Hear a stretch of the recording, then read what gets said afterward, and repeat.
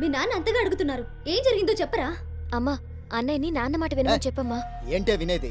రేయ్, ఫ్రెండ్స్ అంతా ఒకరి తర్వాత ఒకరు చనిపోతున్నారు. నువ్వు మాకొక్కగానొక్క కొడుకువి. నీకేమైనా అయితే మేము తట్టుకోలేనురా.